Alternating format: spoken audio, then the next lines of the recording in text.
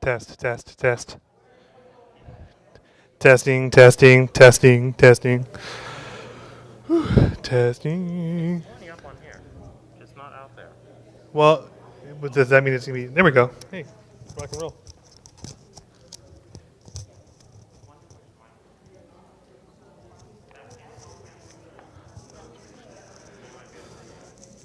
Okay. Whew. Good. That's on. I don't know where my wingman is, but Carol Loeb is supposed to be here to help me out. Fantastic. It just said never roll on leash, so they'll have to come up with Okay. I would think that would be where Carol will go. it.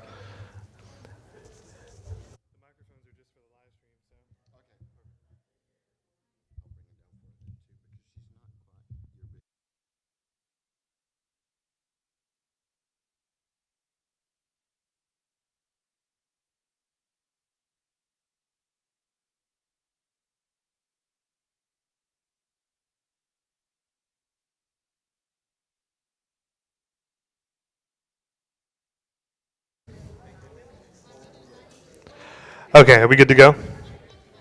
Live stream going? All right, well, hello to all the folks watching online. While she finishes making copies in there, why don't I open us up with a quick word of prayer? Lord, we're grateful to you for all that you've given us. We're grateful for the morning of worship that we've had. Lord, we pray that you would bless this time, bless Carol and I as we present this information, and we pray that you would guide any of the things that we say, any of the questions that are asked. We pray that you would guide us all with your Holy Spirit and fill us all with a sense of your peace. Amen. All right, I see my sidekick has joined us in the back. She may not like being called my sidekick. Well, let me just really quickly, as she gets that ready, I'll kind of introduce what we're doing. So some of you, in fact, I would bet actually if you showed up to this meeting, most of you probably are at least somewhat aware of the divisions within the United Methodist Church and how we've got churches that are already voting to disaffiliate with the UMC. Some of them are joining new denominations. Some of them are remaining independent. But that's kind of escalated in the last few years. And we have had people in our church asking questions, and they've come in one of two forms. I've had some of the folks who are fairly well informed who've asked me what Asbury is going to do. I've had several people who are visitors who've come for a couple of Sundays and they would like to join our church, but they want to know what we're going to do before they commit to becoming part of our church. And that's very understandable, right? They've got kids. They don't want to join a church that they feel like they're going to have to leave in 6 months. So I get questions from them, and then I also get questions from people who just have no clue what's going on, and they come and they say, what's all this I'm hearing about the United Methodist Church? So we've got a mix of folks in our church, and we probably do, I kind of said this jokingly this morning, but we probably really do have some people in our congregation who don't have any clue that we're a United Methodist Church. And those folks probably aren't going to care one way or another what we do. But we have so many people who just, it doesn't seem like they have a very clear picture of everything that's going on. We wanted to make sure that everyone who was interested would have an opportunity to kind of learn as much as possible before we ever get into the realm of making any sort of decision, because any decision that the church makes about its future actually has to come from you all. I don't really have much of a say in it. I can kind of give you my opinion and my advice, but if a church wants to vote to disaffiliate right now, it's a 2/3 vote of the congregation. The pastor makes their own choice. And I'll preface all this by saying what I've said to many people who have asked me privately, that I feel very firmly that God has called me to be the pastor at Asbury for this season of my life, and that's going to be true whether Asbury decides to remain in the UMC. It will be true if Asbury votes to leave. So as you're thinking about all this and learning about all this, no one needs to think like, what's Pastor Forrest going to do? Because I'm going to be your pastor one way or another. Okay? Yeah, I'm glad Susie's appreciative. You've always been my favorite. So what we're going to do is we're going to give you kind of some of the history and the background behind the conflict as it is now. We'll talk a little bit about what people are really fighting about, and we'll talk about what sort of Asbury's options for the future are, and then we'll give you some time if you have any additional questions that we haven't talked about, where you can ask those to us. And I've asked Carol Loeb to help me out because Carol is far, far smarter than I am. And she's far more well-informed than I am. Carol serves on our conference's delegation to the General Conference, so she gets a lot of information that I don't get. She's been involved in the United Methodist Church at many different levels for a very long time, and she is extremely knowledgeable about the history of the current conflict and about the current state of the current conflict. And so I mean, she literally gets emails about some of this stuff before I do. So, like, I'm getting messages from Carol about things, and then I get the email from the conference office. So she's probably the best person to come and talk about some of the background behind all of this. So, Carol, I'm going to invite you to come up, and if you would use this microphone so that the live stream will pick up your sound. If you don't speak into this, the people online won't hear you.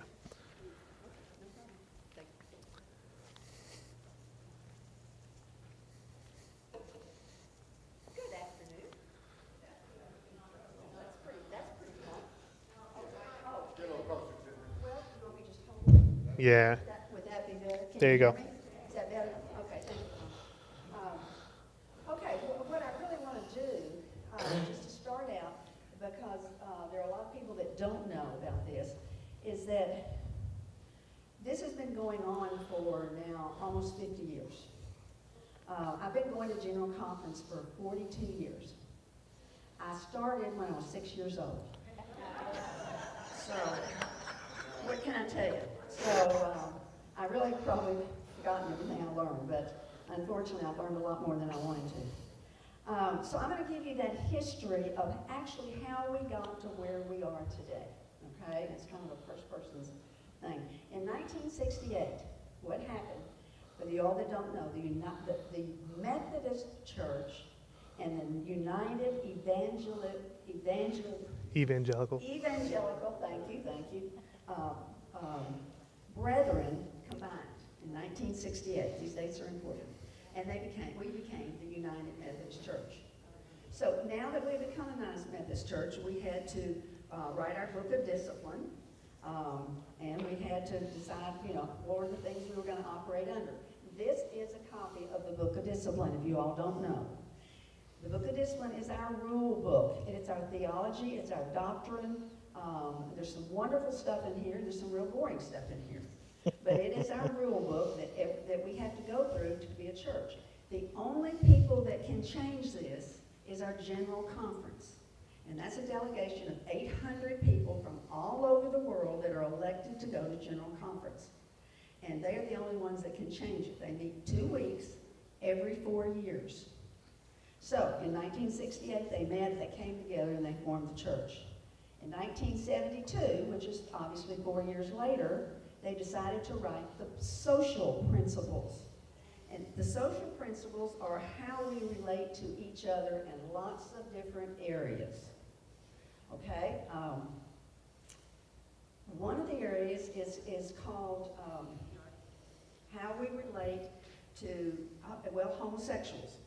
How do we relate to them in the church? It was first written that homosexuals are welcome in the church. We want to be in ministry with all of them, and we believe in their civil rights. That got batted around. This took hours on the floor of the conference. It got batted around, and it finally came out to, let me read what is in our book of discipline now. We affirm, this is the Methodist Church, we affirm that all persons are individuals of sacred worth, created in the image of God, and that all persons need the ministry of the church in their struggles for human fulfillment, as well as the spiritual and emotional care of a fellowship that enables reconciling relationship with God, with others, and with self. The United Methodist Church does not condone the practice of homosexuality and considers the practice incompatible with Christian teaching. We affirm that God's grace is available to all. We will seek to live together in Christian community, welcoming, forgiving, and loving one another as Christ has loved and accepted us. We implore families and churches not to reject or condemn lesbian and gay members and friends. We commit ourselves to be in ministry for and with all persons. Now, one of the reasons I said practice, I'll be explaining in just a minute that I emphasize that. In 1984, they were still we write on the Book of Discipline every year, or every 4 years. But in 1984, they decided they needed to write what were the qualifications to become an ordained pastor in the church. And the idea of homosexuality came up. So 2 restrictions were put on homosexual persons in that 1984 conference. One of them was that you cannot be a self-avowed, practicing homosexual.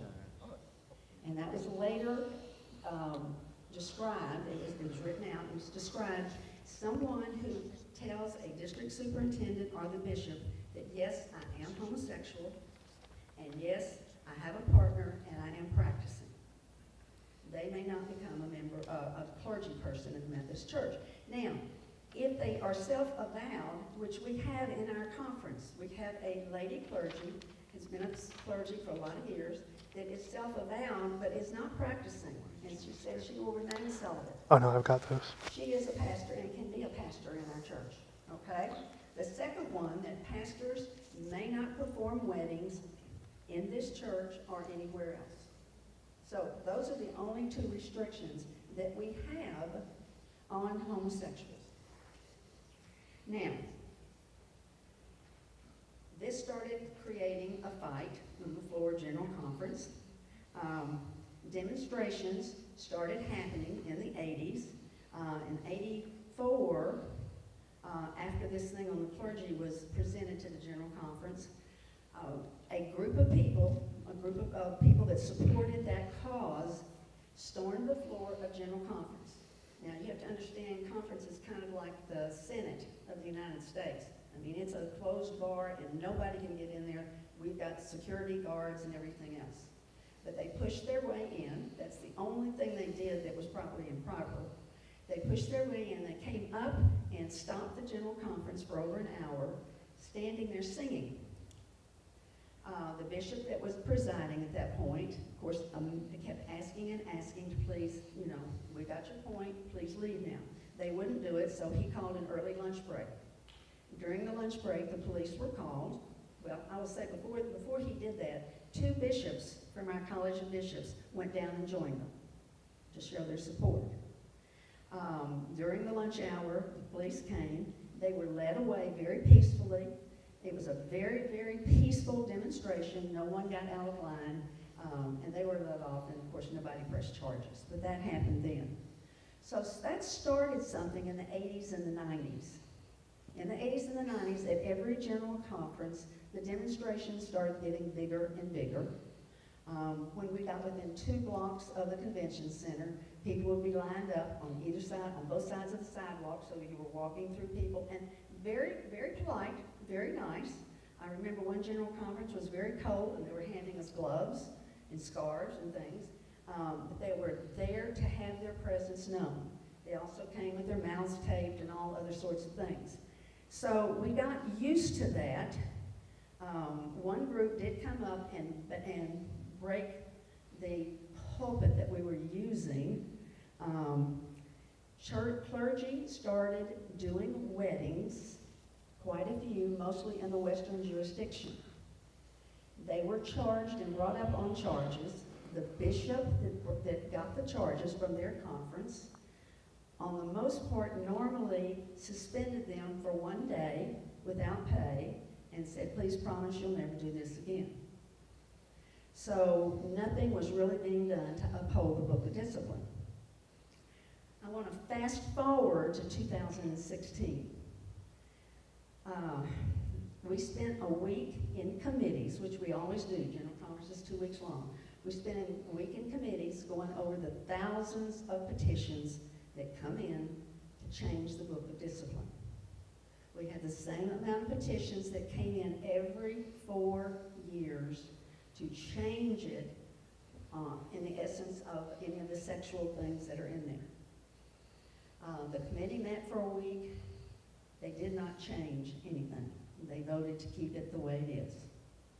Now, after the committees meet, the second week of General Conference, all those reports come to the floor of the conference. And the floor of the conference can accept it or they can reject it. Well, word went out through the conference what had happened in the legislative committees, and everybody knew that it was going to be accepted. So here is another year that nothing is going to change. And remember, they've been trying to do this since 1972. Adam Hamilton, which a lot of people know. How many of y'all know Adam Hamilton? He's written a lot of books that we've studied.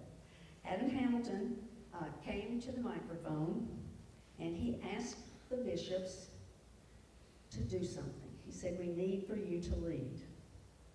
So would you please suspend all voting on any sexual aspects of the Book of Discipline? Let us not vote so that we won't have chaos once again. And the second thing is, bishops, can you find a way to get us to go forward? We've not been able to do this now since 1972, and we're in 2016. So lead us, find us a way. Well, the bishops went into consultation that afternoon and that night and the next morning, and they finally came back to the whole conference the next day, and they said, what we're going to do, we're going to get a committee called the Commission on a Way Forward. This will be a 32-member committee. It will be comprised of everybody from every single position that there is, because there are lots of positions. The basic position is either a yes or a no, but there's a lot of other positions. They got people from all over the world, from Africa, from the Philippines, from all over the United States, and this commission met for 1 year. They came back after a year. Well, I'm going to say in the meantime, while they were meeting, this was 2016, the whole church, of course, everybody, all the delegates, are waiting to see what will happen and hopeful that we will have an answer. In the meantime, in December of that year, the Western jurisdiction, which is all of our conferences in the states that are all out in the West, they elected Karen Oliveto, bishop of the church. Karen was a practicing homosexual who was married to another pastor, a female pastor. Someone brought charges. The charges went to our Judicial Council, which is our Supreme Court. The Judicial Council said that it's definitely against the Book of Discipline. She may not be a bishop, and sent it back to the Western jurisdiction to the bishops, the College of Bishops of that area, and said, please rectify this. The bishops did nothing. So even though she is illegally a bishop, she has been as a bishop since 2016, served several conferences, and serves on the Council of Bishops for the World United Methodist Church. Also, in 2016, the WCA formed in the city of Chicago. The WCA, a lot of you've heard about it, is called the Wesley Covenant Association. About 500 people went to Chicago and formed this association to revitalize the United Methodist Church on orthodox standards. They were there to say, what can we do? We're fighting for 20 years. What can we do to get the church back just to worship the risen Savior? Every year after that, there were breakfasts and things here where a lot of people in our conference joined the WCA to revitalize our church. In 2017, that commission on the way forward came back to the bishops and says, we have a plan. And actually, they had 3 plans. The first plan was called the One Church Plan. Now, the One Church Plan would divide the whole United States into 3 churches. All 3 churches would be United Methodist. All 3 churches would write their own Book of Discipline. And And so there would be a real liberal church, there would be a moderately liberal church, and there would still seem to be the traditional church. There was a connectional plan, that was the second plan, that would take all the language, anything to do with sexual activity, out of the book of discipline. It would just take it out, and that would be the second plan. The third plan was the traditional plan, which had stood, of course, in 72. The bishops supported, when they got the things, they presented all three plans to the world, but they supported the one church plan. They advertised it, they spoke on it, our general church advertised it, pushed it. Everybody got excited because finally we had an answer. The one church plan was going to be the plan, and we were going to be able to go forward. They had a called session now, this was in 17, they had a called session of General Conference in 2019, because it wasn't supposed to meet until 2020, but it was that important to try to get this settled. So in 2019, we all went to St. Louis. It was one issue called conference, and it was only for 3 days to vote on this plan. The first 2 days, the whole General Conference prayed.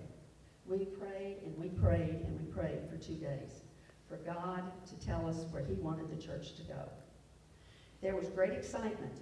We had tons and tons of people from around the world observing this conference because something was finally going to happen. We voted on the third day, and on the third day, to everybody's surprise, the traditional plan won once again. There was total chaos in that convention center. There were people crying, screaming, yelling on the floor of the conference, up in the stands up above, wherever it was. I went out the back door of the conference because everybody was lining the streets. It was total chaos because there was so much disappointment, and it was a shock. It was absolute shock that they didn't think anything had happened, or nothing had happened. At that point, out of frustration, people started demonstrating at annual conferences. More people started doing weddings, and they were suspended for a day or ignored altogether. But it became very, very evident that the church was beyond reconciliation. We had been doing this for 40 years, and nothing had changed. So, later in 2020, Bishop Yambasu from Sierra Leone gathered 15 people from every side of the issue. I mean, the liberals, the ultra-liberals, the conservatives, the ultra-conservatives, every support group. He got in a room in a hotel. Well, they met over a lot of days. They just didn't all stay there. And a negotiator who's supposed to be one of the top negotiators in the United States from Washington, D.C., who's not a Methodist, said, I know how serious this is. This is your church. And he gave gratuity. He didn't charge any money. He stayed with them, and he was a mediator. He's the top mediator in the United States. So he met with these people. They came out with a plan. None of them in the room liked the plan. No one in the church liked the plan. Because when you go through mediation, you don't get everything you want. So none of them liked the plan, but they said this needed to be the plan. It was a plan, a give and take. One side gave up a lot, the other side gave up a lot, but they were able to come and say, we can live with this. But the church must separate. The plan was called the Protocol through Grace and Reconciliation through Separation. So it was official. We were going to separate through this protocol. All of these caucus groups that were in that room went back to their caucuses all over the world and told their caucus groups, you need to vote for this plan. And everybody agreed. So really there was great joy, even though no one was totally happy, But there was great joy that finally something was going to be done at the 2020 conference the next year. So, as we gathered to meet, got ready to go to the 2020 conference, anybody remember what happened in 2020? The pandemic hit. COVID hit. So the 2020 conference was postponed to 2021. Everyone's still excited. They're ready to go in 2021. In 2021, the conference was postponed to 2022 because of COVID. People were getting antsy at that point. No charges were even being filed at that point on any clergy that were doing weddings. No charges were filed on anybody being ordained. Even Bishop Sprague, one of our big bishops, performed a wedding in Alabama. And of course, the bishops did not hold each other accountable. So, 2022 is this year. We were supposed to hold our general conference this year, waiting to vote on the protocol. The Commission on General Conference this year in April and March voted and decided to postpone the general conference till 2024. So once again, we're waiting 2 more years. That was kind of the breaking point. That was the straw that broke the camel's back from both sides. Churches started leaving. They didn't have any place to go, but they started leaving and went independent. On both sides of the issue, churches left.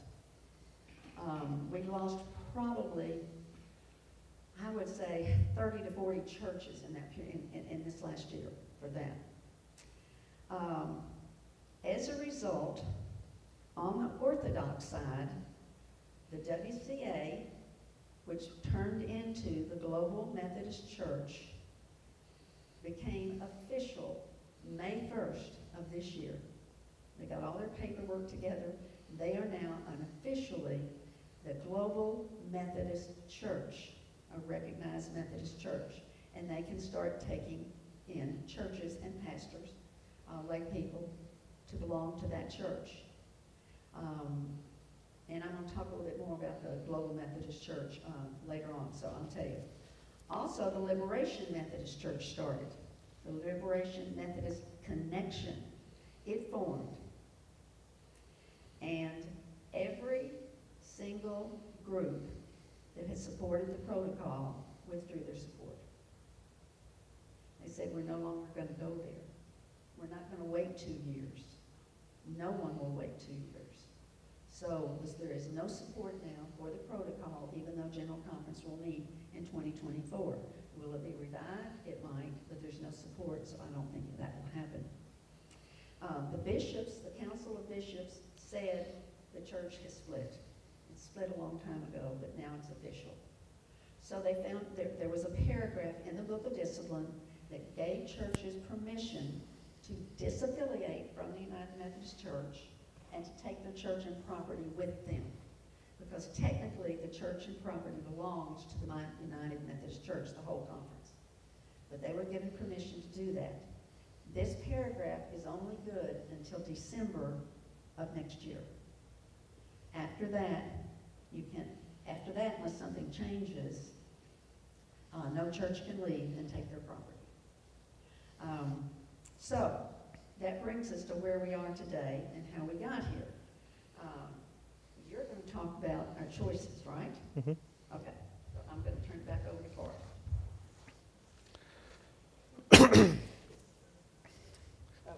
I've got my fancy mic.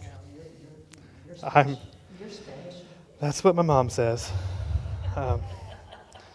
So, just on a personal note, you know, I mean, my dad is a Methodist pastor. He's been a United Methodist pastor since the 1980s. So, you know, my dad has lived in this his whole life. But Dad was raised Methodist.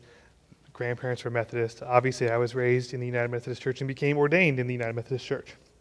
So, all that to say that this is one of those things that's been really, for me and for a lot of other people, it's very difficult to process that we are at an impasse. And I'm one of a large number of people who had hoped for a really, really long time that we could avoid dragging this fight down into the individual congregations. Because the worst thing in the world is to make every church vote on something that's going to divide most of them. Because the reality is we're mixed. If we vote, some people in our church are going to lose the vote. Right? Doesn't matter how it comes out. Some people will lose.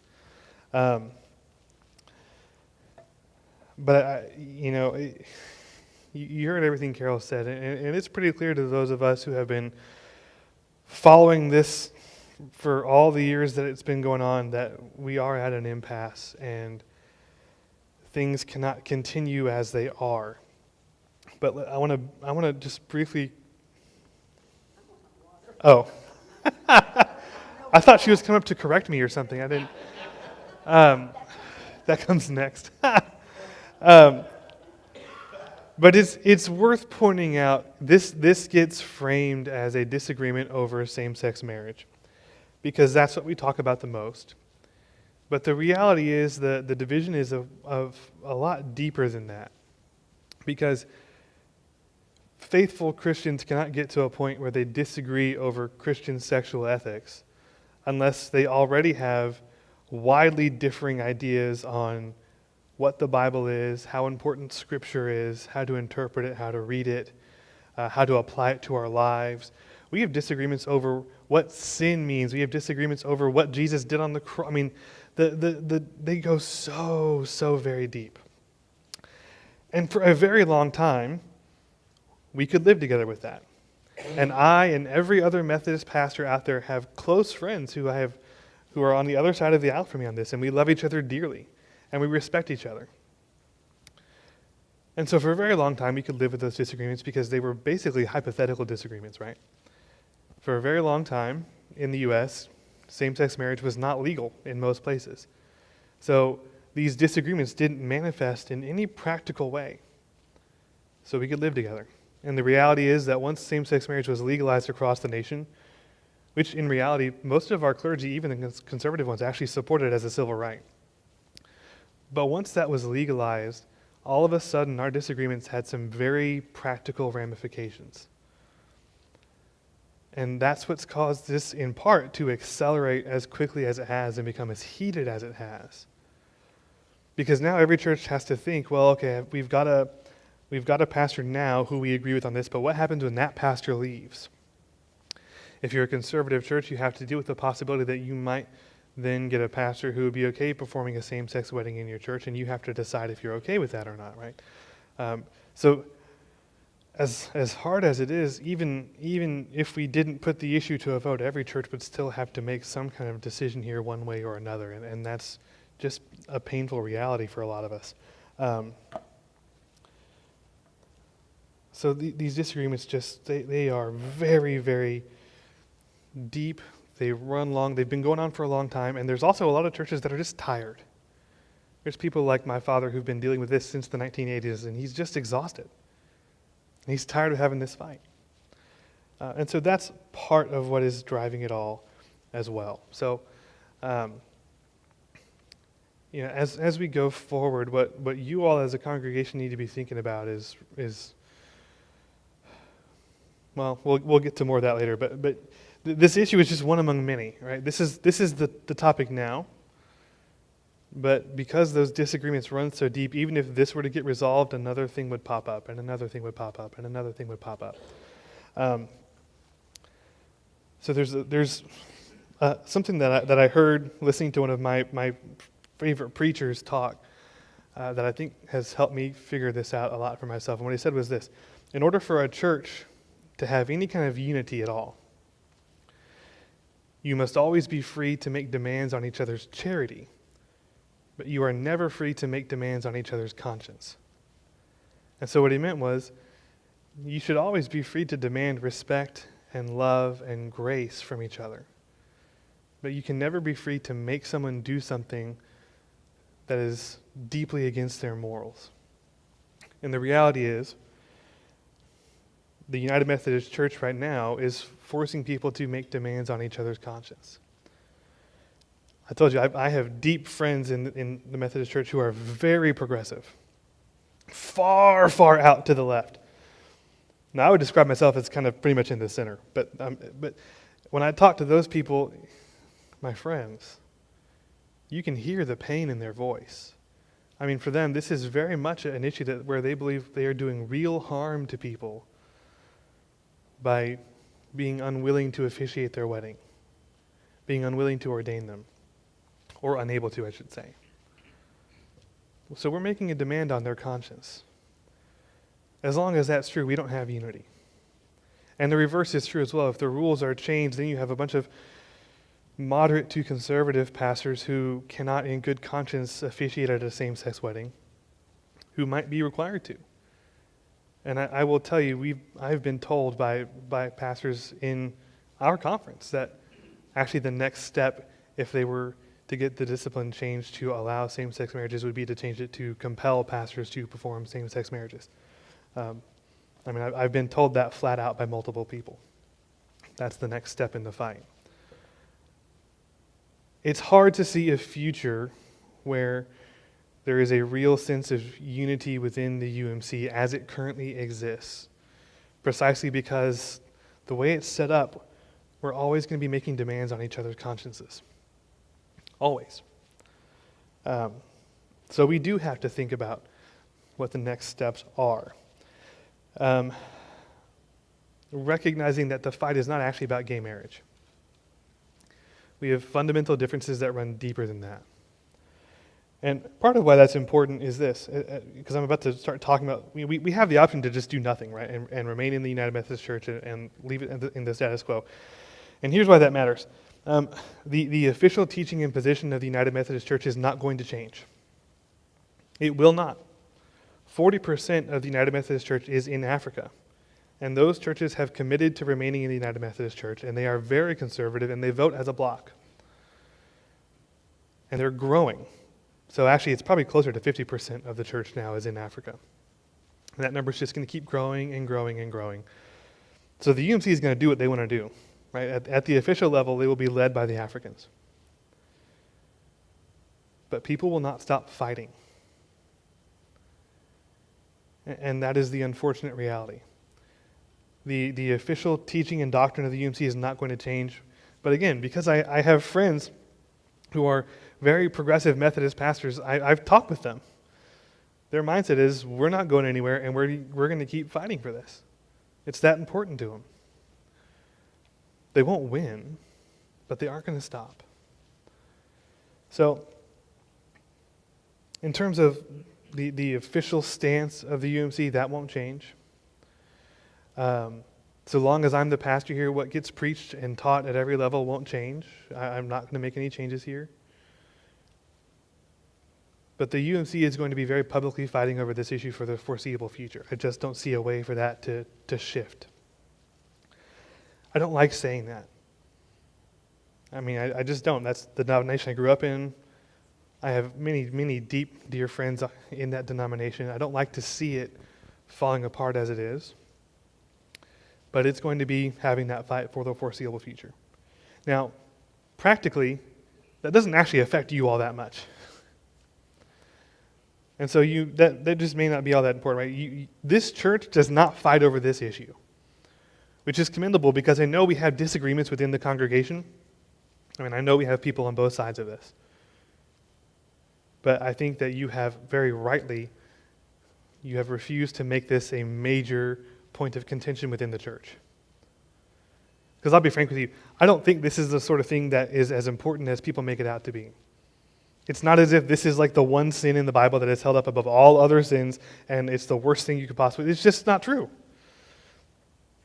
And like Carol said, the only practical ramifications of our stance is that we will not I can't officiate a same-sex wedding, we can't host one here in the church, and we won't ordain someone who is self-identified as homosexual and who is sexually active, essentially. Which means they are not barred from being members of the church. I'll baptize their babies happily. And that's going to be true no matter what our church decides. We will always welcome people of any sexual orientation into our doors. We will always welcome them. We will always include them. If they have children, we'll baptize them and we'll put them in the kids' ministry. Absolutely. So, none of that changes whether we stay or leave, so long as I'm here. What Asbury has to think about is what happens after I'm gone. Because the reality is, as much as I love you guys and as much as I hope I'm here for a long time, I won't be here forever. And what you really have to think about is what's going to be best for Asbury. And for all I know, you guys might decide that what's best for Asbury is remaining in the United Methodist Church. That's an option. It's the easiest option. You don't have to vote on anything. You can just choose to do nothing. And you're not making that decision today at all. You've got a long way to go before you make any kind of decision. I'm just laying out your options for the future here. That's the easiest thing to do because he doesn't require you to do anything. We just remain as we are. And you can kind of wait and see what happens. You can choose to disaffiliate at some point and join the Global Methodist Church, which at the moment is the largest of the denominations that splintered off. And again, if you look at sort of their official positions on everything, they're exactly the same as the UMC. Their positions on social issues are the same as what ours currently are. They didn't change those. What they've changed mostly is the organizational structure. And so there are some things about how they administrate the church that might be worth considering. You'll pay lower apportionments with them. You'll have more of a say in who your pastor is under that denomination. Okay, I'll stop. I'll let you talk in a minute. And so that's one option, and doing that would also be fairly simple. You would have to, of course, vote as a congregation. There's a whole process that's been laid out. It's a 6-month process of, I should say, to disaffiliate at all is a 6-month process where the church meets and prays regularly over our future, and you may decide at the end of that you want to remain in the UMC. And for the record, several churches have done exactly that. They've gone into this process, they've prayed about it as a congregation, and decided that God was leading them to remain. So, should Asbury decide to enter the discernment process, that doesn't mean we're leaving. It just means we are evaluating what the best thing for our congregation is. But it is a 6-month process of prayer and discernment, and then it would require a 2/3 vote of the church. And it's worth pointing out that's a 2/3 vote of the people who show up to vote. So if it comes to a vote, you want to make sure that as many people as possible are there, because no one wants one Sunday school class to show up or one Bible study to show up and half the church isn't there, and then you voted to leave with less than half the church actually participating in the vote. So that's how it works now if you want to do that. And that's one option. You can disaffiliate. You can choose to join the Global Methodist Church. You can disaffiliate and choose to remain an independent church. And lots of churches have done that, and the reasoning behind it very often is that we've been arguing for 40 years in a denomination, and people are tired of being part of a church that argues this much against itself. And rather than join a new denomination that no one, they don't know what it's going to do, they just want to remain independent for a while and see how things shake out. And so I think a lot of those churches will end up coming back into either the United Methodist Church or one of the other spin-offs. But for now, they're going to remain independent and kind of remove themselves from the conflict so that they can focus on preaching the gospel to people around them. And then there's several churches that have already disaffiliated, and they've joined. There are 2 other sort of Wesleyan denominations in the United States. There's the Free Methodist Church and there's the Wesleyan Church. And so we've had at least one church in Texas that has left and joined the Free Methodists. Neither of those denominations has a whole lot of churches in this part of the country. They're really kind of heavily concentrated in the Midwest and the Northeast, but they haven't quite reached down here yet. So you may not be all that familiar with them. And frankly, joining one of those would be probably a bit more difficult just because, again, there's not as much local support. So you get those options. I don't know if you want to come up and talk about the Global Methodist Church a bit more now. Well, yeah, well, you're more knowledgeable about it than I am in some ways. And so, yeah, no, I'm good. I've laid out the options. You can do nothing. You can vote to leave and go join a different denomination. You can vote to leave and remain independent. You can decide to do a discernment process and still stay in the UMC afterwards if we feel like that's what God is calling us to do. But I think the focus has to be on what's best for the church. And especially since the official teaching on all this stuff is not changing. So I think it's important to understand, right? If you're leaving, you can't really say you're leaving just over this one issue. You have to be choosing to leave because you think it's better for your church to be. Carol's shaking her head at me.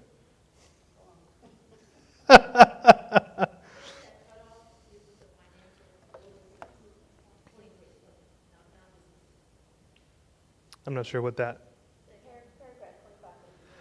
goes into. Yeah, yeah, yeah. So those are the options before Asbury. We'll not be taking action on any of those tonight. Um, if we were to enter into a discernment process, it would probably be around late October, early November.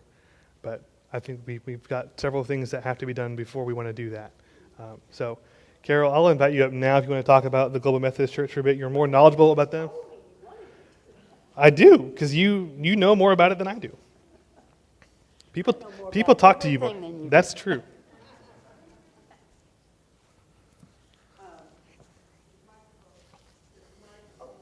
Thank you. Okay, thank you. Forrest is right in that the theology and doctrine that's written in our current book of discipline will pretty much transfer to the Global Methodist Church. There will be more accountability in the Global Methodist Church so that if things are taught, which are being taught now in the United Methodist Church, when he says there's a deeper issue, it's over the theology. In a lot of places, it's over the virgin birth. It's over the resurrection, where that's being denied in a lot of places. There's no accountability for it because there's no accountability right now in the College of Bishops over too much. In the Global Methodist Church, there will be more accountability. And then the other changes that it will be structure. You all should have a chart in front of you, and I'm not going to read that whole chart. You can read. But there's a couple of things that I do want to point out. About the third or fourth thing down, where it says the trust clause. We all have a trust clause in the Methodist Church, as we've talked about, that the conference owns our property, this building, our property, everything. If they want to take it over, they get our bank accounts, they can take over everything. In the Global Methodist Church, the church will own their property and all of their assets. Then further on down, it says clergy deployment. There will be more of a collaborative thing in the Global Methodist Church. Right now, if we're going to have a pastoral change, the DS comes out, he talks about what are your needs, and then he goes back to the cabinet and they send somebody. That's the quick version of it. In the Global Methodist Church, the DS will come out. The DS will ask what your needs are. They will go back to the cabinet. They will discuss the needs. They will discuss the church. And they will nominate 3 pastors to come to this church or any church. Those 3 pastors will come down and meet with the SPRC committee. And the SPRC committee can then select one of the pastors if that pastor liked the church when they came to. So the SPRC, in essence, will get to choose their pastor in collaboration with the conference. In the UMC, pastors are appointed for 1 year. In the Global Methodist Church, a pastor will be appointed until the church and the pastor decide that they need to part for whatever reason. So those appointments won't seem to be just 1 year. Ordination, licensed local pastors. Trudy. Licensed local pastors will not be in the Global Methodist Church. Anybody that goes into the pastorate, licensed local pastors that go to college and go to the course of study, which Trudy did for 5 years, will be ordained a deacon and then ordained an elder. And they will have rights, sacramental rights to do communion. They do not have that in the Methodist Church now. Bishops. Bishops now are elected for a lifetime. In the Global Methodist Church, bishops will be elected by each. This is really true. I'm going to read this. They're term limited. They will be elected for 12 years, and then they must go back to be a pastor. They're not going to stay a bishop for a lifetime. So there's more accountability there. The bishops will be candidates that are approved at the General Conference, and then the conference will decide on which candidate they want. The conference will vote. District superintendents. Right now, we have district superintendents who have 45 and 50 churches, and I think more since we combined them, quite a bit more. And they're supposed to know all those churches and the pastors and be the pastor to the pastor and all the lay people. I don't think our district superintendent's had a chance to be out here yet, although she is new, but our last one never did come either because they don't have time. In the Global Methodist Church, they will call them presiding elders. They will be a pastor of a church and a presiding elder at the same time, but they will only have 10 to 12 churches. So they will get to know the church, they will get to know the people. It will be a real cohesive partnership right there. So when their changes need to be made, they will know the church already, okay? Appointments, apportionments. We all know that we pay approximately, well, I don't know if you know, we pay approximately 10% of our money to the Greater Methodist Church right now, to the conference and the general church. Isn't it around 10%? Okay, well, that's what they've been, okay. That's what we've been told, that it's 10%. In the Global Methodist Church, you'll pay 1.5% to the general church. You'll pay between 3 and 5% to the conference. In other words, it'll cut it mostly in half. So most of the money will stay in the local church. In the theology, the UMC will remain pluralistic. Both of them will have the articles of confession and the articles of faith and the confession of faith. But it will be done, and it will be there. You will be held accountable for it. It's the best way I can put it. So a lot of that is structural. There are two other papers that I gave you. One is, and I think I left them over there, What We Believe Matters. That's the belief of the Global Methodist Church. It's the catechism for the Global Methodist Church. And a lot of you all might be interested to know that Mike Lowry was one of the ones that wrote this. So it's kind of heady. But it is what we believe, okay? And this is where it will be held accountable for. You also have another paper that says Remind. That comes from the United Methodist Church, and it talks about how the United Methodist Church sees the vision of the future of the United Methodist Church, of what they're going to believe. Yes? Oh, thank you. Resource. I didn't have a copy of it here. Thank you very much, Claudia, and thank you all for bringing that up here. So basically, that is the Global Methodist Church. You can read through. I would encourage you to read through all of this to see the differences, so that we know what we're talking about and what we're studying. And I just want to say one thing, if I may. I don't want the discernment process. I mean, I don't want to ever have to vote against anybody in here. You're my friends. I mean, you've been my friends for since I was 2 and elected to General Conference. You've been my friends. But I don't think this discernment period is bad if we're going to have to go through it. Because what it is going to ask us is, what do we really believe? What is our own personal theology? How much credence do we give to Scripture? Is Scripture held up as high as, what's the quadrilateral? The Wesleyan collar. Bill, what's the quadrilateral? The other things that are in there? Is it held up as far as reason, tradition, and experience? We're going to have to talk about that.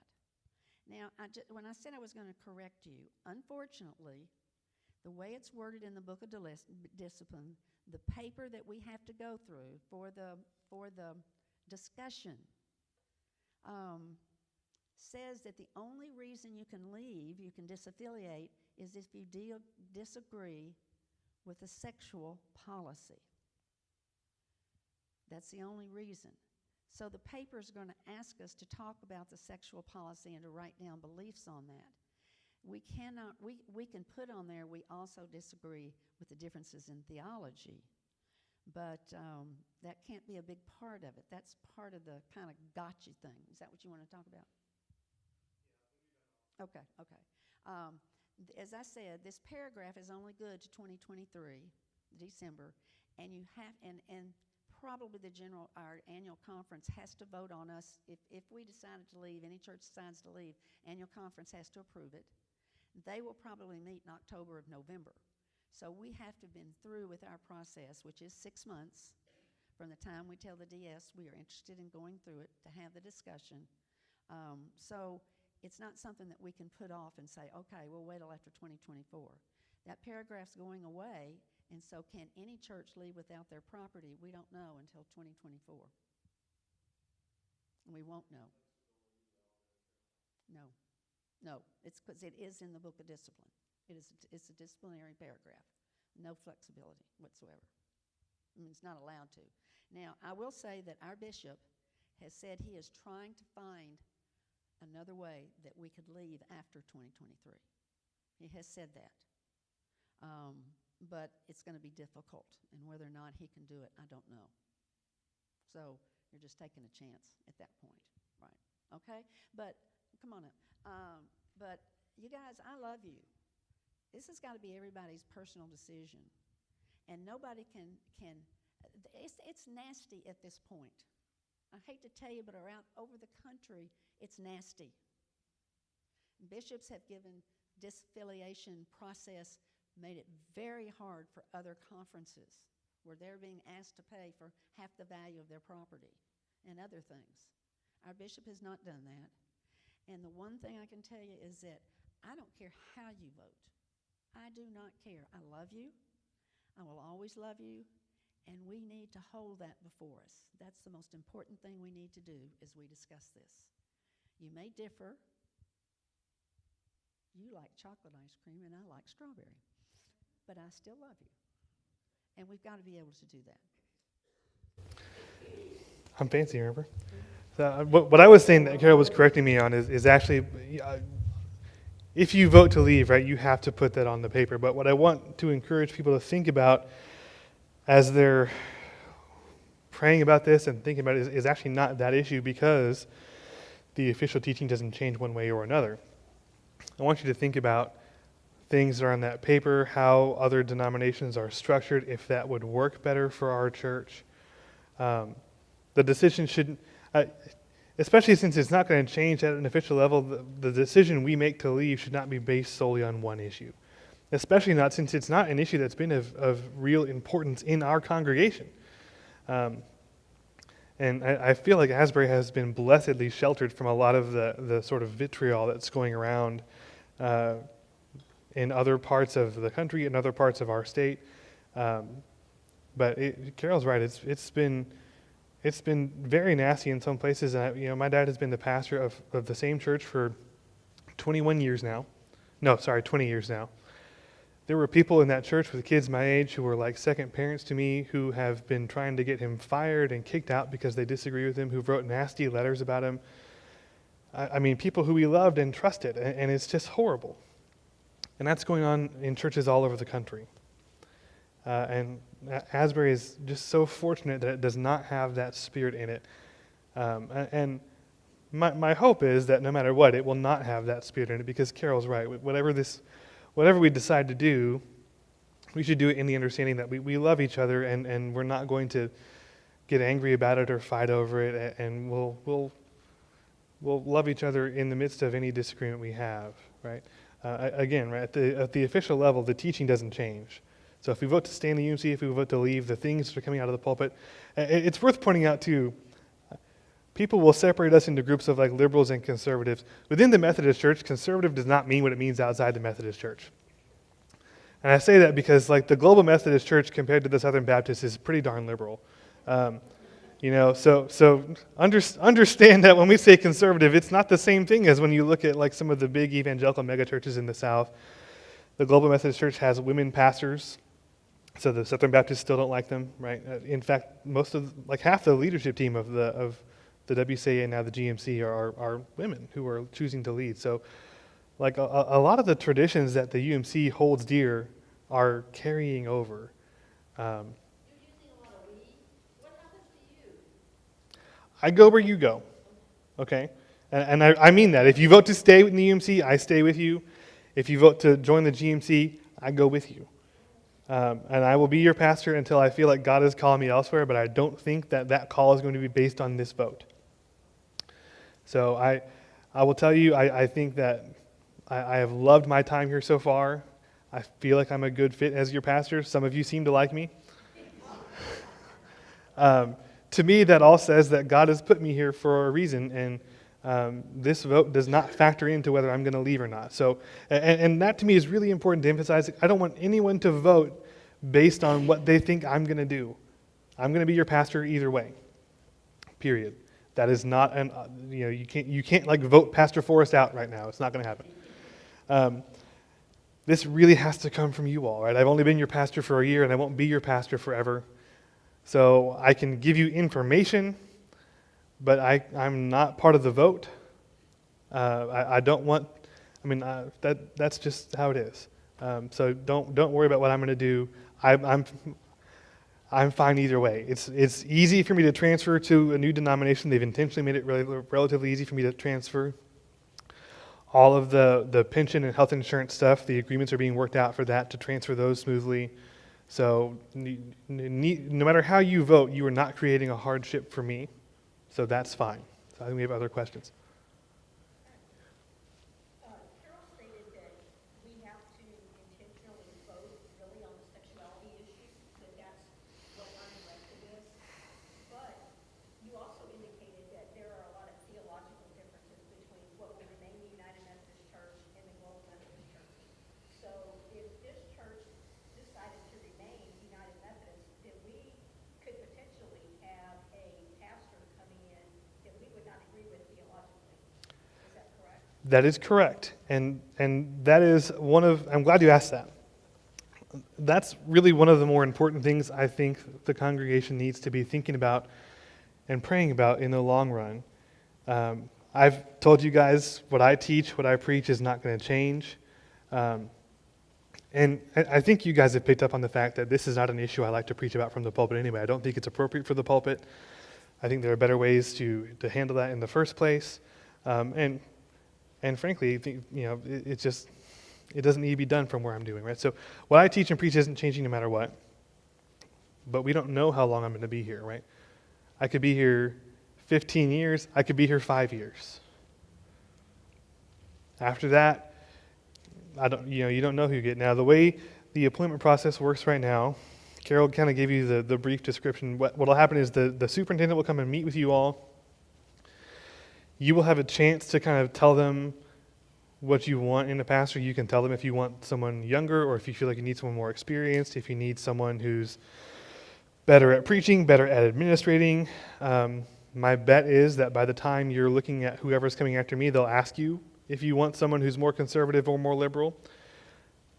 But none of those things are guaranteed because it's kind of dictated by who they have available. Now, on the pastor's end, they do the same thing. They come and they ask us, okay, well, actually, we have a form we fill out that indicates if we want to move, if we want to stay, or if we are okay either way. And then they'll ask us if we have indicated we'd be okay moving, they'll ask us, well, do you want to go somewhere more urban, more rural, bigger church, smaller church, modern worship, traditional worship? And again, they'll probably start asking, are you more conservative or more liberal? Right now, they just kind of like try and discern that through osmosis or something. Right? They just sort of go based on the fact that with me, actually, they go, oh, your last name's Divini. Okay, we know you, we know your dad, we know exactly where you are. Sometimes they're right and sometimes they're not. But they will try to match a pastor to a church where they're going to be compatible. They do not always succeed. My former church in Port Lavaca is going through it right now because it is a small church in rural Texas, and they sent someone extremely progressive to that church. And it's going about how you would expect. But it's because that was who was available. And that's one of the tricky parts of having a church where you've got this wide range of belief and some deep, deep disagreements is that, within the pastors who are more conservative, we have things we disagree on. I mean, we're not all homogenous. We have some disagreements, but for the most part, we could all go into each other's churches and teach, and no one would worry about what we're going to say, even if we have some things we don't quite see eye to eye on. But when you've got divides as deep as ours, you're going to end up with pastors going into churches where they and the congregation are extremely far apart. There's just a limit to what you can do with that. So that is something you'll need to think about and that's part of why the discernment process is important, because it gives, as Carol said, it gives the church a chance to really think about what do we believe and what's important to us. Yes. Follow up on Gabe's question, are the differences in the theology clear enough to us yet that we can have a discussion like this on that? They're clear enough to me. And I say that that's a really good question. I probably need to actually do some teaching that's more focused on that to help people understand. Right? I told you this is the first step among many. And you want to give an example? Come on, you're welcome to. You know more than me.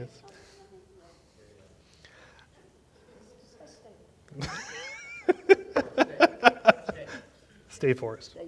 Yes, stay for it. Let me give you just one example. As I said, most of you all know Adam Hamilton. He is the pastor, a wonderful preacher, a wonderful book writer. We've read his books.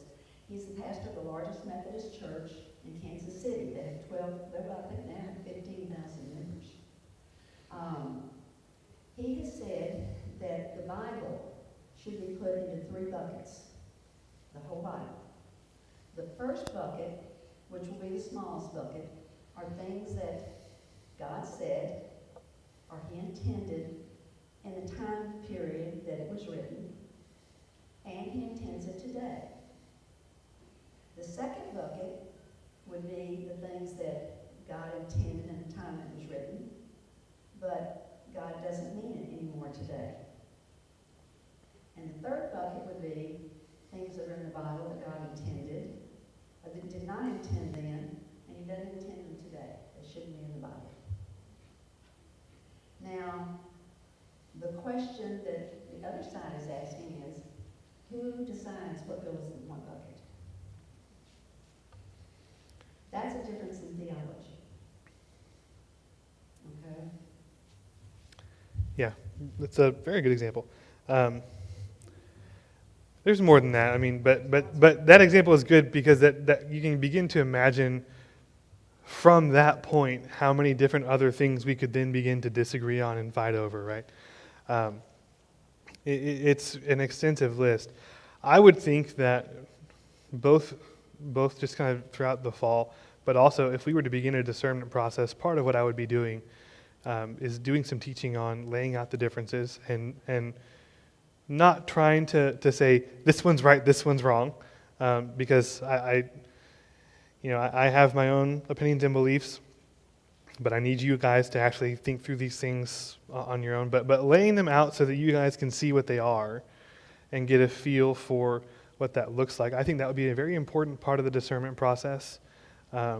Just part of getting you as much information as possible on that. But great point. Tad. Can you explain what they're asking for disassociation as far as apportionment? So, you may have to correct me on this, but my understanding is the way it's set up right now is if you were up to date on your apportionments right now, which we are, you would pay out the remainder of, if we were to start the discernment process this fall and disaffiliate next summer, we would pay out the remainder of the apportionments for 2023. Is there any additional? That's what the policy says, that you would have to pay this year's, which we're up to date. Yeah.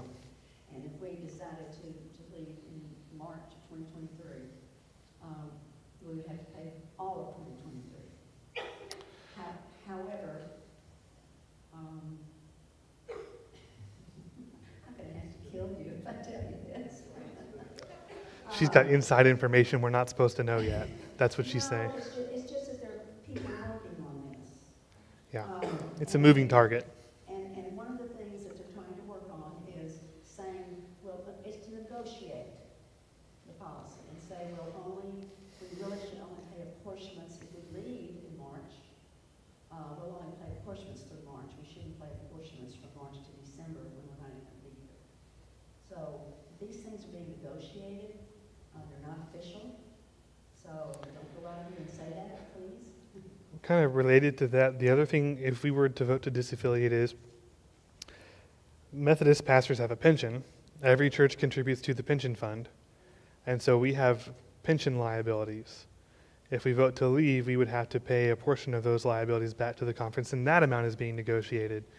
That may end up being a pretty manageable amount, but that would be another cost that could end up being significant. It's not clear what that amount's going to be at the moment. So that does add some difficulty to it. And I see a hand up over here.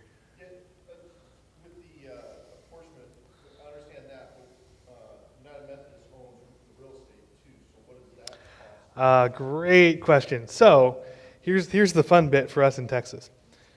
The United Methodist Trust Clause is not legally enforceable in the state of Texas. It's still in the courts, but the thing is, the Episcopalians already went through this, and their trust works the same way ours does. Basically, in Texas, you cannot enforce a trust if you are the beneficiary of a trust. So, really, they cannot enforce the trust clause on us in Texas. We can take our property and go if we want, and they can't really do anything about it. That's the basis of the negotiations. Right. So, no. We pay our mortgage to a group called the Texas Methodist Foundation, which is a separate entity. It's a nonprofit. They have already made it very clear they will work with any Wesleyan church in existence. So our mortgage will not be affected by this. It will continue to go through the Texas Methodist Foundation. Either way, I see Connor's hand up in the back. We have a question from one of the online, and they're asking if we can get a quick explanation of what the discernment process was. Yes. I'll go. People at home know, he said a Oh. quick explanation of what the discernment process will look like, and I'm sorry, because I should have taken the mic quick last question. Oh.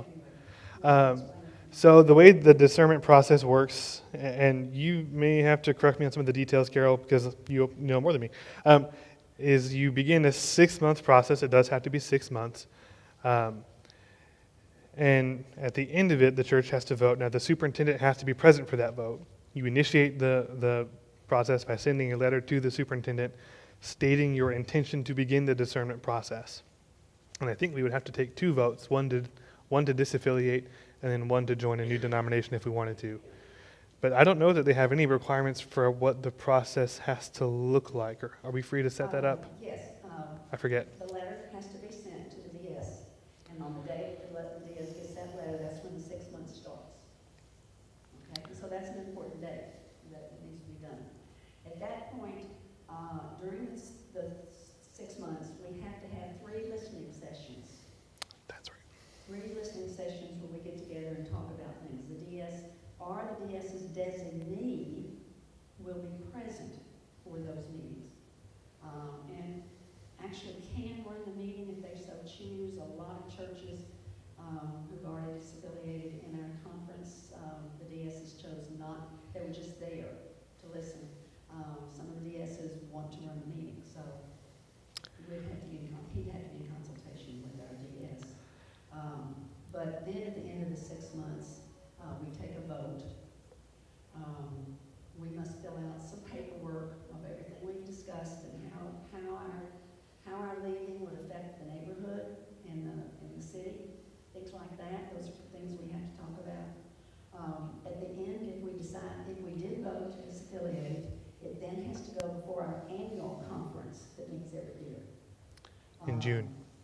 Pardon? In June. Well, it meets every year in June, yes, and then they have to vote on saying they agree and we agree. Now, I don't see a problem with Yeah. that.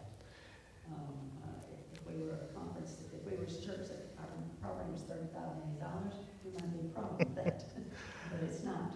I had heard from 2 sources call a general conference in March, because there's some churches that are ready to disaffiliate, and you're not officially able to join another church until you disaffiliate, so they're going to give them a chance to leave early. Yeah. Now, so knowing our DS, I don't think she would want to run the meeting. I think she would probably want us to give her some time to speak. Carol disagrees. I know, Carol. I know you disagree. I don't think she would step in and run. I think I think she would want a chance to speak to us and kind of give her view of things. I think that. What she's already done, churches that have said, we want to disaffiliate. I'm sorry. I know. But she will come to the church for that first meeting, and she will take a straw poll. Now, this is what she's telling people and what she's done.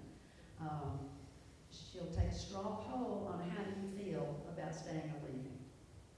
If 90% of the congregation says we want to stay, then she's probably not going to come to any of the meetings and not going to bother with it. If 90% of the congregation says they want to leave, she'll send somebody else to the other 2 listening sessions, and she will tell you that we'll do everything we can to help you leave. If it's 50-50, she'll come to the meetings and be a part of that, because she will try to talk you out of not leaving. Okay, that's her job. She's an institution. Yeah. Sure. Yeah. But all I mean is, she'll come, she'll be present, she'll want to talk. I don't think she will take over the meeting from. I think she'll let us. Yes, she'll let us run. Yeah. And yeah. And she's nice to me, so I'll work it out with her. I haven't ticked as many people off as you have. And just regarding the annual conference vote, our conference is being really quite gracious about this whole thing, and so is our bishop. So we don't need to worry that if we were to decide to leave, we don't need to worry that they would shut us down or try and force us to stay. We don't need to worry about. They're trying to do the best job they can of making this as gracious a parting as possible, which I think is exactly right.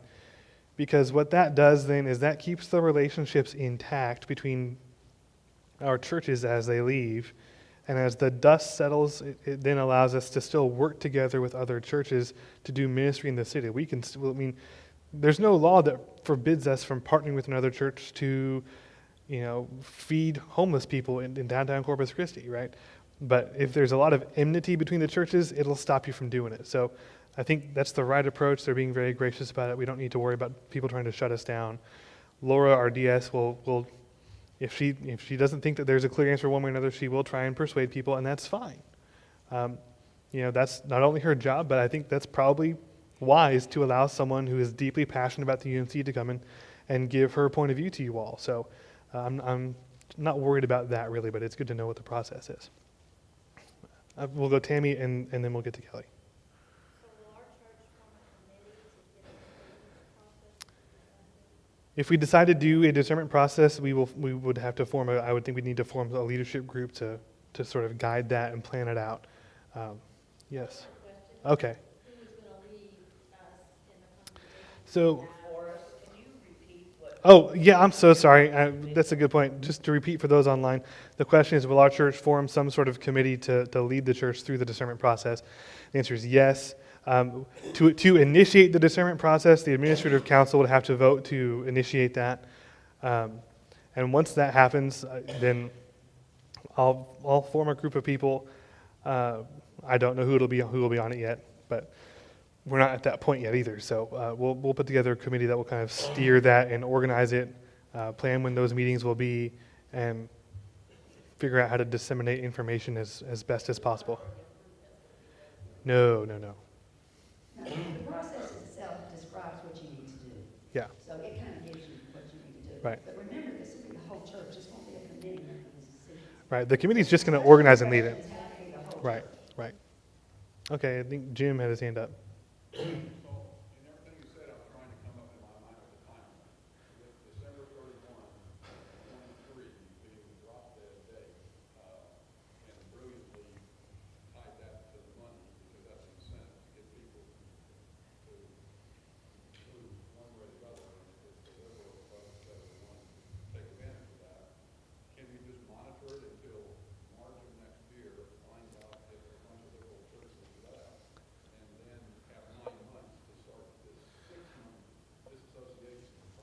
So this is a good question, and I'll try and summarize it for the folks online because you asked long questions, Jim. Um, the question is sort of about the timeline, and it's basically the question is because we have this hard deadline of December of 2023, when we will no longer be able to disaffiliate for any reason at all, right? Is can we wait until later in next year to see what other churches do to begin our 6-month discernment process? The answer is no, because our annual conference meets in June, and they have to vote on us disaffiliating. So we have to begin it in time for the annual conference to vote on us, and we have to submit the results of that vote in early, right? It's April when we have to tell them. By April or May, we have to tell the annual conference that we want them to vote on us disaffiliating. So we would have to start the discernment process in November. And what's our process to decide that we want, how do we make a decision? So the question is how do we make the decision to begin the discernment process? So to do that, right, the administrative council has to vote that we should begin the discernment process. Part of what I want to do is just kind of talk to folks after we've had this meeting and get a sense of what the people who've heard all this information want to do, and then talk with the administrative council and go from. I mean, we'll meet here at the end of the. We can. So why don't we do that? Right. Oh, the reason I'm asking you that is because that's what the DS is going to do. Well, I'm just talking about, do you want to even have the discussion? About having this discernment. Sure. Right. That's all I'm talking. I'm not talking about, do you want to stay or leave? No, I would never. You're talking about whether to have the discernment. Right. I mean, would you like to get into the discussion and have the 6 months? now I did tell you all it would not be voting on anything tonight. I told everyone who's going to be home we were. So I feel like we would be a little disingenuous if we started polling people tonight. I understand the sentiment behind it, but I do think it would. We When is the board going to meet? I mean, like, the administrative council has to give permission for whatever. right. They decide we're going to begin. Don't do what I think they should do. Are they gonna have, she's asking, so are they gonna get our input? I mean, when do I get a voice? You get a vote. Well, yeah. So You know what I mean? yeah. It's just the administrative council making their decision that we can go into discernment, or do you think it's pretty given that they're gonna do that? I need to talk to them first. I would lean towards them saying that they want to do that, if only because we need some clarity in what the church wants. But like I said, part of what I'm going to do here is start. You guys have heard all this information, and I know you all. I love you all. You talk to people. I imagine that pretty soon I'm going to know whether the church wants us to begin a discernment process or not. You can tell me after the meeting. Anyone who wants to can tell me what you want. I just ask that you wait till this is over, because I promise everyone this is purely informational. I don't want to be disingenuous. I don't want people to feel like they missed their chance. So by all means, tell me what you want. Send me an email, give me a phone call or a text or however you want to communicate that, but let me know what you think. And the administrative council meets at the end of the month. Yeah. Although actually we'll be meeting in a couple weeks because our August meeting got delayed. So I'll get to. So they'll meet at the end of the month, and you've got a couple weeks here to tell me what you think, and then I will take that to them. But by all means, let me know. Send me an email, catch me in the hallway, whatever. I think Bill's got his hand up, and then we'll go to other Bill. Bill. I have two questions, but the first one involves, once a discernment period is done, does it necessarily result absolutely in a vote 6 months later? No. Well, I don't think so. I mean, you can. Are we committed to have a vote if we begin a discernment period? I think that's. I said no. I think. You could start the discernment process and you can stop it at any time. Right. Or you can postpone it at any time to another period. You're never locked Or in. have that happen. So, good question. Any other, you had a second one. Oh, other Bill. Long hair Bill. Well, this really kind of a point of clarification so that everybody understands. To Jim's question, his comment that liberal churches going away. I mean, part of the reason this is complicated is because some liberals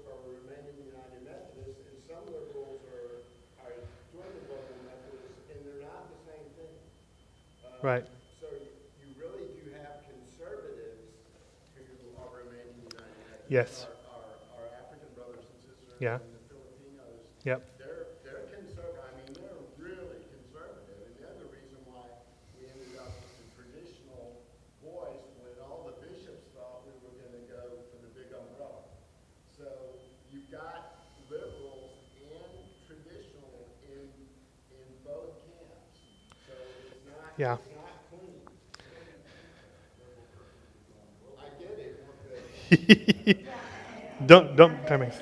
Question, and I may not understand what all you're saying. I will tell you that Bulgaria-Romania annual conference has already left the United Methodist Church and joined the Global Methodist Church. Can I just repeat, kind of, or try and summarize what Bill DeVries just said so that the folks on, just kind of going back to an earlier question, is just to remind folks that, you know, we don't actually have like a huge flood of a ton of liberal folks leaving. We have liberal folks who are staying. We have conservative churches that are staying in the UMC, which is, again, this is why it's not quite as simple as, are you conservative or liberal and what are you going to do about it? It really does go a bit deeper than that. There are conservative folks who want to remain UMC. There are liberal churches that are leaving. There are liberal folks who are staying. So it's it's muddy water in a lot of ways. But that is a very good point, and I'm glad you reminded us of that. Bill Morris again. Just a technical question on this Texas Trust Code, which is very specific, but it's also very legal. Does that have any impact on December 2023 date, since there supposedly can be no disaffiliations after that point? But if the Texas Trust Code does not permit the conference, if you will, to take the property, does that make it a moot point? So the question for those online is because the trust clause that the United Methodist Church has is not enforceable in Texas, he's asking if that kind of makes this December 2023 timeline a moot point because we can technically take our property and go whenever we want. Would that be just property and not pensions and all the other monetary assets? You look so excited to answer this one. Yeah, right. That's a great observation, Bill, great observation. What happened is the Episcopal Church wanted, that same problem, they wanted to leave. The Episcopal Church in Dallas area, they sued, or the Episcopal sued them and said you can't leave.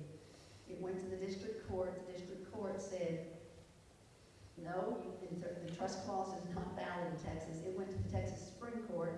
The Texas Supreme Court upheld that and said in Texas, there's no trust clauses. Blue Ridge United Methodist Church in North Texas Conference just said, told the United Methodist Church, their conference, we're leaving. If you don't like it, sue us. Conference did. The same thing happened. They went to district court, they lost, the conference lost. They went to the Texas Supreme Court, the conference lost. The third case that is now before the Texas Supreme Court is SMU. SMU wants to leave their affiliation with the United Methodist Church. The United Methodist Church has sued them. They have been to district court. The district court said the same thing. In Texas, there is no trust clause. It is now before the Supreme Court of Texas, and we're waiting for that decision any day now. They thought it would be out last month. It has not come out yet, but a lot of people are holding their breath to see what that decision is going to be. And if we get the third decision, I just personally, my law degree from when I was 7, says I think he could probably leave any time and give the church nothing. Now, I don't think people want to do that. They want to be fair and certainly pay the pensions and things like that. Yeah. You have to get a lawyer to answer that, Bill. Nobody knows. That's one of those unknowns. My bet is if I just in terms of how much leverage the church would have over any individual congregation willing to leave, the answer would be none, right? However, I don't think that would stop a lawsuit. So my bet is if we tried to disaffiliate after December of 2023, I think there's a good chance we'd end up in a lawsuit. But I also think there is value in going through this process, following the rules that have been laid out, and making this as congenial and peaceful as possible. I don't want, I mean, I was in Dallas when the Episcopalian churches were fighting in court over this. I had a friend who was one of the lawyers representing that church on that case. It was nasty. And all those churches suffered because of it, because when two churches are in court against each other, everyone sees that, And so I think if we're going to vote to disaffiliate, I think it behooves us to follow the rules, to do it in the most peaceful, graceful way possible. And it's hard. Again, that clause drops out of the Book of Discipline in December, and after that, from an organizational standpoint, we don't have the right to disaffiliate, and that's actually not to do with our property. And so then that becomes a separate legal issue. So my bet is you're gonna end up with a lawsuit at that point. Carol. What happens then to the decision that will be made at General Conference in 2024, this one that we kicked down the road a number of times, if all this disaffiliation happens? I mean, does that go in poof into thin air? I mean, does it become moot? Is it? By the time we have General Conference in 2024, there will probably be 35,000 churches that have left UNC and gone to the GMC. So those will all be conservative votes that will not be at General Conference. And the United Methodist Church is counting on that in some point so that they will have majority votes. The other problem with that is the delegates are apportioned according to how many members you have. And in the United States, we've lost tons of members and are continuing to lose tons of members, and of course we're losing even more, so there will be less delegates in the United States. Africa is growing by leaps and bounds, and by the time we have General Conference, the nation of Africa, the country of Africa, Continent. the continent of Africa, thank you, will have probably 50 to 54% of the vote. So it all depends, a lot of it depends on whether Africa stays till 2024 or whether they leave the GMC. There's all sorts of reports that they're going to do both, or either or, and some of them may, and some of them not. Nobody really knows. Brenda? This may seem an innocuous question, the way my mind thinks. What if a congregation does, and I don't even know if it's been considered, what if a congregation does get out, and they do go to the GMC or the Free Methodist, and then all of a sudden they decide they don't like it? Are they going to be able to come back? Good question, and I'll repeat that. So the question is, what happens if a church leaves and goes and joins the GMC or joins the Free Methodists, or and decides they're not happy there and they want to come back? So one, the GMC has no trust clause, and my understanding is they're intentionally setting it up to make it so that if churches want to leave the Global Methodist Church, it's relatively simple to do that. I would be shocked if the United Methodist Church did not welcome them back with open arms. Now, who knows what that official process might look like, but there's nothing that would indicate that if you go and join one of those other churches and then decide you're not happy there and you want to leave, that they would try and block your exit. And Michelle's had her hand up for a while back here. Just to clarify we're going to consider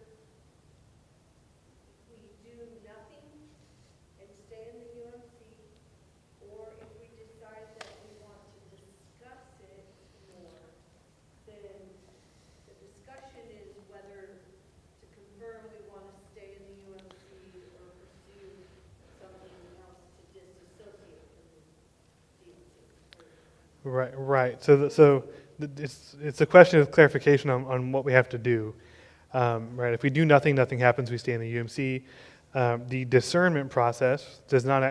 Is a discussion of whether we want to stay or not. Right. So that is actually discussing as a congregation, praying about it as a congregation, which is key. trying to figure out what the best thing for our church is in the future, and that may be remaining in the UMC, it may not be. But at a certain point, if there's enough desire within the congregation to have to look at other options, we have to start talking about that. And so, And the other options could be the global, or it could be like what you said. right. So the Global Methodist Church is probably going to be the largest and easiest denomination to join because it's being set up specifically to welcome churches from the UMC. It's got many churches from our conference already joining. Your former pastor Mike Lowry is one of the folks leading it. A lot of familiarity there. And in terms of beliefs and practices, it probably is going to be the one that's most similar. But you could, if you wanted to leave the United Methodist Church, you could choose to remain an independent congregation. There's nothing that says if you disaffiliate, you then have to go join this other church. You can decide for yourself what you want. The Free Methodist and the Wesleyan Church are the other two sort of Wesleyan denominations that have a significant presence in the United States, but neither one of them has a whole lot of churches down in this part of the country. So we would not have a whole lot of close support. And quite a few churches are leaving and just remaining independent for now and kind of waiting to see. Yeah, I think the mindset with a lot of them is let's kind of just wait and see how things shake out, and we'll hang out on our own for a bit, and we'll decide if we want to leap in with any one of these groups. And some of them are kind of forming their own little network of churches, sort of like the Acts 29 network with all the non-denominational churches. It remains to be seen how that's going to shape out. During that discernment process, is that when we have to decide what our next step is? Yes and no. I mean, you have to decide if you're going to remain independent or if you're going to join another denomination. I mean, the discernment process, I suppose, technically all you're deciding is if you're going to leave the UMC or not. But if you leave the UMC and you haven't picked somewhere else to go, you're an independent church right off the bat. And that then means that you have to go back and file your own incorporation with the IRS to become your own 501c3. You have to establish all your own bylaws, write all your own rules and regulations, and do all that. And you got to do it pretty quick. So that's something to bear in mind, but you could do that and remain independent for a while you kind of discern what else you want to do. Or if it becomes clear during that discernment process that we see, okay, we want to go join these people over here, then we can vote to leave and then immediately vote to join them. And the process could be fairly smooth. So, yep. How does it affect you if you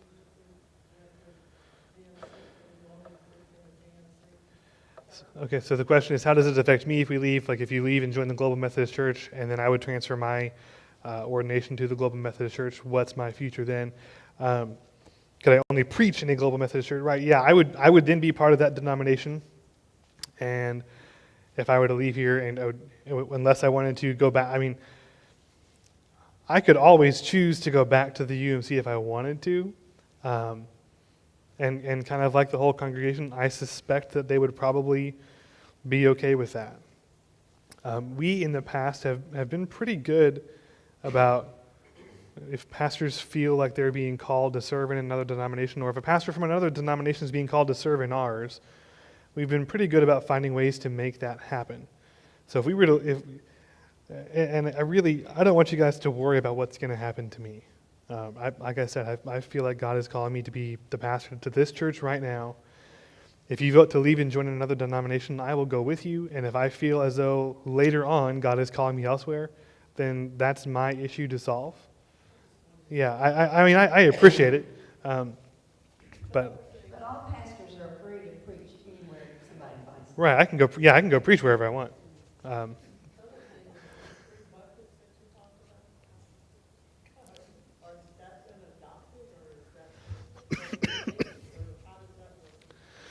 That's not an official doctrine, no. That's what Adam Hamilton was teaching in that particular moment.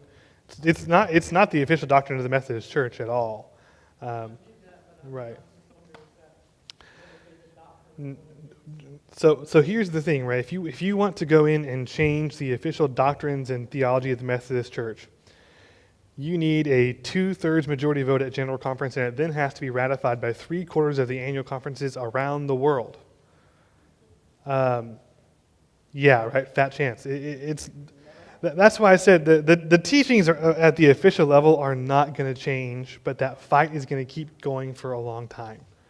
What's to prevent the fight from going to the global Methodist Church? Fantastic question. What's to prevent that fight from spreading to the global Methodist Church, Carol? You want me to answer, or you gonna?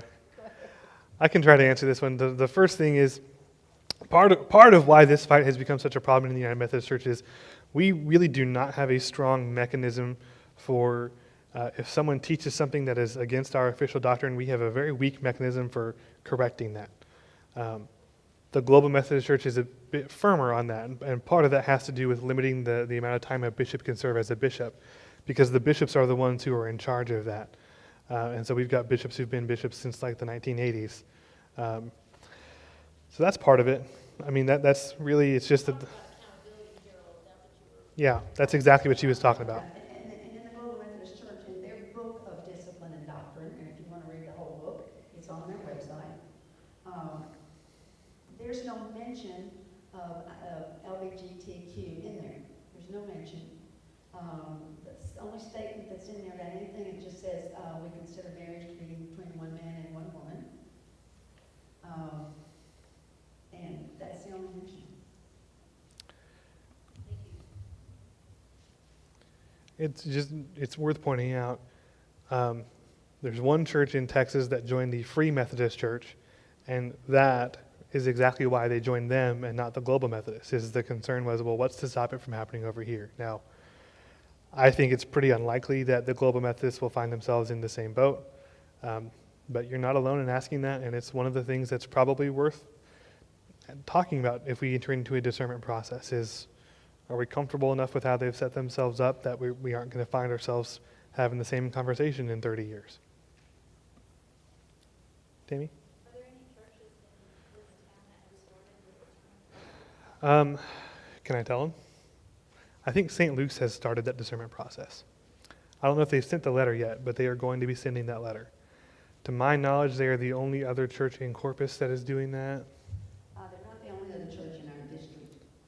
Right, but We have multiple churches in our district, and remember, our district has outlined towns and stuff. There are multiple churches. There's 64, and again, I have to kill you. 64 churches in our conference that are in the discernment process, the discussion and discernment process. Yes, there's multiple churches in our district, not necessarily in town, but in our district. That's right. Mhm. I spoke at a church this morning that wants to start it. First sermon, and that's some sermon. That was not easy. I mean, that is a sermon, spiritual, but, and I had talked to one other church in the city about how they start their process. I mean, they just asked me to come over and speak to the board next week. Am I right to say that if two people were to say go to global, that will make it easier for the progressive United Methodist churches to dominate what is left from a voting standpoint for the United Methodist, except for the fact that the African continent said might be 50-54. So the question is, if a bunch of churches leave and join the Global Methodist Church, would that then make it easier for the progressive churches remaining in the UMC to sort of dominate things? And it's an interesting question. It's hard to give you a clear answer because, so right now, the Africans, the things that they have publicly said this year is along the lines that they're going to stay and they don't intend to leave. But they also tend to kind of play their cards really close to their chest. And so it's possible that over the next 2 years they may decide to leave. And if that were to happen, then you probably would see the UMC veering pretty hard left very quickly. If they decide to stay, I don't really see the progressive churches leaving anytime soon. So that's when you'll get this sort of very public, very bitter fighting going on for a long time. And that's part. That's honestly that's part of why in Africa they don't want to leave. They're proud of being United Methodists. You know, that's them. That's their identity. They don't really want to give that up without a fight. Um, and so that is a factor in it for them.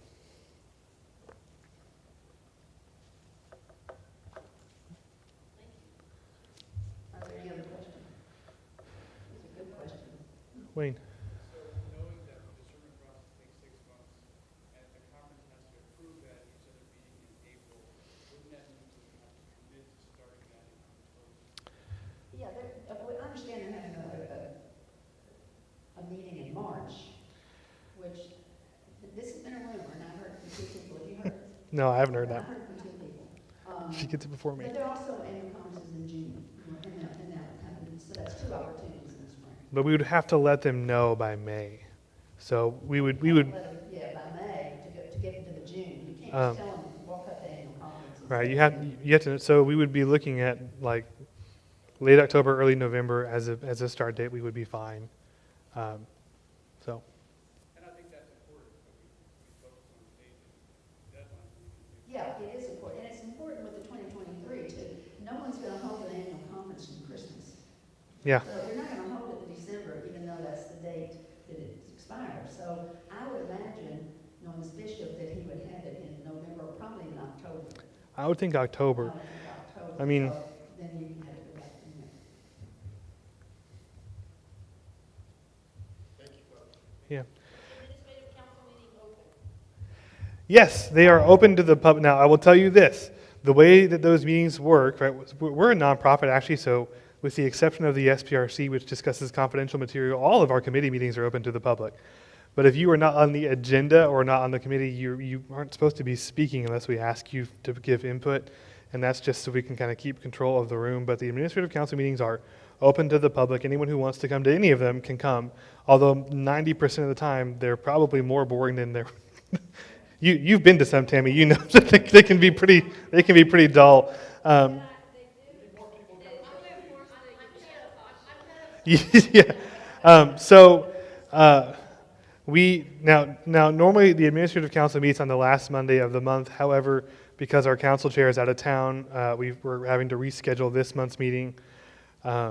If I think we have time before that meeting for me to get a good sense from our church of what we're ready for, then I will bring up in that meeting to the administrative council if they want to do it. They may decide they want to take some time to think about it and vote on it, but we'll make sure that you all know when the meeting gets rescheduled for, so that if you want to show up at that meeting, you can come and hear the proceedings. Most of it will be pretty dull because this is a very small portion of the meeting, and they have other stuff they have to do. And my bet would be that they'll say, give us some time to think about this, and we'll, at the end of September, when we meet on the last Monday of September, then we'll vote on that, and probably have some more discussion about it. But I'll make sure that those dates are known to you. I know the last Monday of September, tomorrow's meeting is going to be rescheduled, and it won't be next Monday because that's Labor Day, so it'll probably end up being like on the 12th. I want to also encourage each of you. There are going to be 2 speakers here in Corpus. Yes. One will be speaking from the Global Methodist Church. That is Lee Gregory. She is the president of the Mid-Texas Annual Conference for the Global Methodist Church. She is going to be speaking at St. Luke's about the Global Methodist Church and take questions, and she's going to tell you all about it, on September the 11th. I would assume we'll advertise that. We will. It'll be at 1 p.m. Yeah, at 1 p.m. And I hope everybody will go and hear it. The other meeting is the district pros meeting. Mm-hmm. And what's the date on that? Let me, I don't know that, I have it in my calendar. September the 8th. September the 8th. Now, unfortunately, it's in the mornings. So if you work, you can't come. But, and it's on a Tuesday? That's a Thursday. Thursday, okay. Kendall Waller. Waller, thank you. Kendall Waller, who is our treasurer in the United Methodist Church at our conference. He's really the point man in our conference. And he's going to come speak about staying in the United Methodist Church and about the discernment process and all about that. So I think in our education for ourselves, it behooves us to go hear both these people. Oh, Kenneth Oh, Waller's that will be at Kelsey Memorial United Methodist Church. That's downtown. And then St. Luke's is over on Alameda, well, it's right behind Alameda. Yeah. It is. Reed Drive. that one. And what time was the one on September 8th? That one is from 9:30 a.m. to noon. So that one will be more challenging for y'all to get to. I don't know if they're planning to record that or not, to be honest. I'd have to ask. There will be other opportunities for Kendall to be down here. I know St. Luke's is gonna ask him to come speak at their church too. They haven't set that date yet, so there'll be another opportunity. for Okay, Kendall. good. Can we add those two meetings to like our newsletter? Like, a lot of folks are not here. Like, Yeah, I will. I just wanted to have this first, but I'll have those hopefully out on this week's newsletter, and I'll remind folks as well. Now that we've had this, I'll start telling folks on Sunday mornings. I'll remind them about that, and I would encourage you. I mean, we have people in this room who I think are probably ready on some level to vote to go join the Global Methodist Church right now.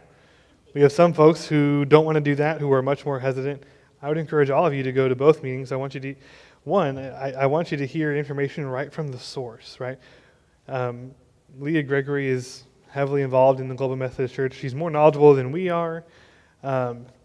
She'll be taking questions. It's a good chance for you to go and not only ask clarifying questions, but if you have concerns about what that denomination is going to look like, that's a good chance to go and ask her those. And she's not, I doubt very much that she would have a problem with answering concerns that people have. And the same with Kendall. Kendall's a really great guy. I mean, I don't know Leah, I know Kendall. And he's easy to talk to. He's more than willing to answer any questions you have. So if you can't, if you can make that meeting on December the 8th, by all means do that. Once we know when he'll be at St. Luke's, then this is September the 8th. Once we know when he'll be at St. Luke's, I imagine that'll be a Sunday afternoon. We'll put that out there as well so that people can go hear him talk and ask him questions, because I think that's just important for educating you all. So, have any more questions from you all? Listen, I want to thank you all for being here. I said at the beginning, I wish we had never gotten to this point. I hate the thought of asking the church to vote on something that is going to divide us in any way. We all love each other. A lot of you have been part of this church. I'm sorry to say this to you, but longer than I've been alive. I hope you still love me after saying that. I know that this is not easy, and you all have not really had to deal with this conflict directly much, and that's wonderful. And it really pains me that we kind of have to start dealing with it now. But as I said before, I'm your pastor now. I will be your pastor on the other side of that vote, no matter how it goes. I sincerely hope that after the discernment process, whatever comes out of that we will all remain together as part of this church. I hope that as part of that discernment process, we can come out of this with a sense of unity and love for each other. So if there are no more questions, I would like to close us in prayer. God, Lord, there are some people in this room who are just tired and ready to be done with it all. There are some people who are anxious, who are nervous, who are angry. But Lord, at the end of the day, what matters is what you want for us and not what we want for ourselves. So Lord, I pray that we would be guided by your will for this church. I pray that you would give us a vision for the future of Asbury, for how we will be faithfully serving your kingdom going forward. For those who are anxious, Lord, I pray you would surround them with your peace. For those who are angry, I pray you would comfort them and calm them down. Give them your wisdom. And above all, God, do not let us lose sight of the single most important thing which is the good news of Jesus Christ. Lord, keep us focused on the cross. Keep us focused on those who need you. And fill us with a spirit of love and community for one another. Lord, we ask all this in the name of Jesus Christ. Amen. And this is the message for people at home. Are they still listening? Okay, a question came in that they wanted the printouts. So I'll leave my printouts here, and you can get one when you come to church sometime next week. Okay? Great.